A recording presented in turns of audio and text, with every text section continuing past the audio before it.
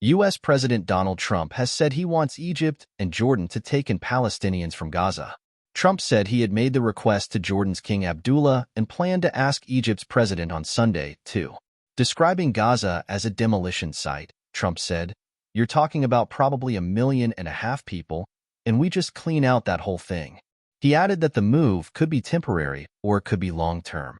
Hamas has vowed to oppose any such action, and the comments will likely outrage Palestinians in Gaza, for whom it is their home. Jordan's foreign minister said the kingdom was firm and unwavering in its rejection of displacing Palestinians.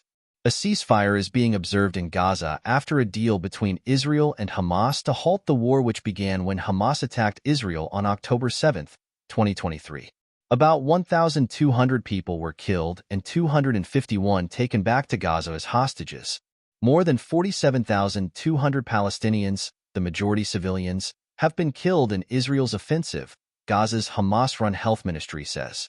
Most of Gaza's 2 million residents have been displaced in the past 15 months of the war, which has flattened much of Gaza's infrastructure.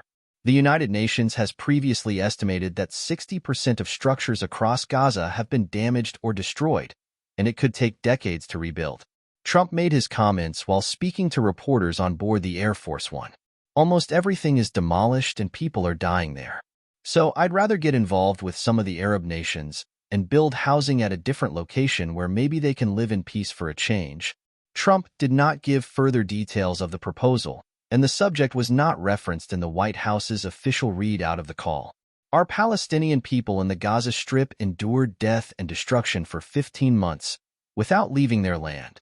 Therefore, they will not accept any offers or solutions, even if they appear to be good intentions under the title of reconstruction, as announced by U.S. President Trump's proposals. Bassem Naim, a member of the Hamas Political Bureau, told the BBC, "Our people, just as they have thwarted all plans for displacement and an alternative homeland over the decades, will also thwart such projects," he added.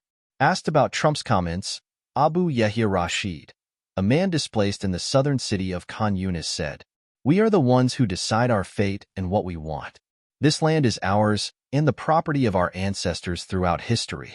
We will not leave it except as corpses." Decades of U.S. foreign policy has committed to the creation of a Palestinian state, with Gaza as a key part. Israeli Prime Minister Benjamin Netanyahu rejects this. Donald Trump has a long history of seemingly speaking off the cuff and floating ideas that never end up taking fruition. However, the idea of encouraging Gazans to relocate to neighboring countries has long been pushed by hardline right-wing members of Netanyahu's government. The former National Security Minister Itamar Ben-Gvir from the Jewish Power Party said he commended Trump for the initiative to transfer residents from Gaza to Jordan and Egypt. "One of our demands from Prime Minister Benjamin Netanyahu is to promote voluntary immigration," he wrote on X. The current Israeli finance minister, the far-right settler Bezalel Smotrich, has also said Palestinians should emigrate to neighboring countries to allow Jewish settlements to be re-established in Gaza. Such comments outrage Palestinians and will dismay proponents of a two-state solution, the establishment of an independent Palestinian state alongside Israel. There are fears amongst Palestinians that those around President Trump are pushing him in a more extreme direction when it comes to policy in the Middle East. This month, Trump's nominee to be the next U.S. ambassador to Israel, the evangelical Christian Mike Huckabee, rejected the idea of there ever being a Palestinian state outright. "The Palestinians had their chance in Gaza," he said in a U.S. television interview. "And look what happened there. Gaza has been under Israeli occupation since 1967. Huckabee's comments contradict 6 decades of U.S. policy in the Middle East, during which Washington has long pushed the concept of a two-state solution. The U.S. has previously said that it opposes any forcible displacement of Palestinians from Gaza or the occupied West Bank. More than 2 million Palestinian refugees, most of whom have been granted citizenship, live in Jordan, according to the UN. They are descendants of some of the approximately 750,000 Palestinians who fled or were forced from their homes in the conflicts surrounding the formation of Israel in 1948.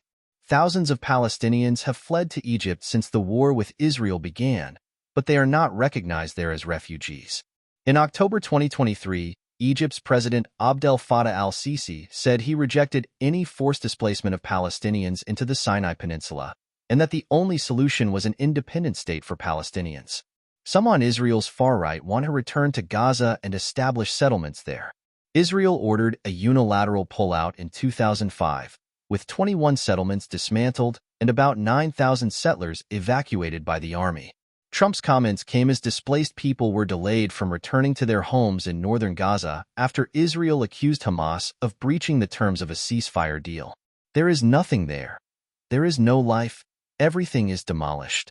But still to return to your land, to your home is a big joy. One man anxiously waiting told the BBC. In separate comments on Air Force One, Trump said he had ended former President Joe Biden's hold on the supply of 2,000-pound bombs to Israel. They paid for them, and they've been waiting for them for a long time. He told reporters on Air Force One. The U.S. is by far the biggest supplier of arms to Israel, having helped it build one of the most technologically sophisticated militaries in the world. But the war in Gaza led to renewed calls for the U.S. to reduce or end arms shipments to Israel because of the level of destruction caused by U.S. weapons in the territory.